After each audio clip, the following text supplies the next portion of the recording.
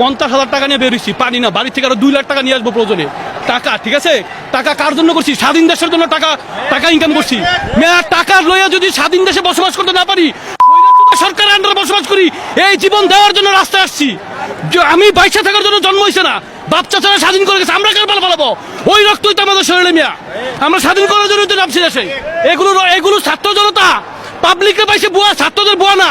ভাষা আন্দোলন স্বাধীন করেছে ছাত্ররা, 69 স্বাধীন করেছে ছাত্ররা, 74 পর বাস দিছে ছাত্ররা, এখনো বাস দিবে ছাত্ররা ইনশাআল্লাহ।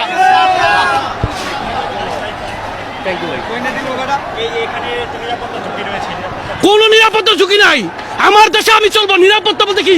আমার দেশে আমার নিরাপত্তা দেবে কি? আমি নিরাপত্তা দেবো আমার নিজেকে, সরকারকে নিরাপত্তা দেবে। সে নিজেই তো তার গদিনে নড়বড়ে আছে, বুঝেন না কেন? আমি আমার দলে আছি, আমি আমার দেশে আছি। এটা আমার বাপের দেশ, আমার বাপের বাড়ি ইন্ডিয়া না, আমার বাপের বাড়ি বাংলায়। বাংলায় থাকবো আমরা, প্রয়োজনে সে ভারতে যাবে এবং যাওয়ার জন্য রেডি হচ্ছে, বুঝেন নাই? আইসিইউ, মানুষ কখন আইসিইউতে ঢুকায়? মৃত্যুর পথে যখন তার থমথম যান যায়। উনি কারফিউ কখন দিছে? উনি আইসিইউতে আছে। এটাও বুঝতে হবে ভাই, দেশের জনগণ না, ছাত্র জনতা নেমেছে, আমার বাচ্চারা নেমেছে, তাদের পাশে যা দরকার তা দেবো ইনশাল্লাহ। দেশের রাস্তায় আছি, রাস্তায় থাকবো।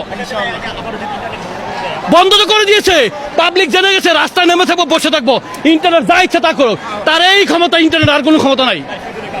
কোন কারফিউ তো চলতেছে, কি বাংলার কারফিউ? কারফিউর মধ্যে হচ্ছে না, আমরা রাস্তায় আছি ভাই, সুস্থ আছি, সমস্যা নাই।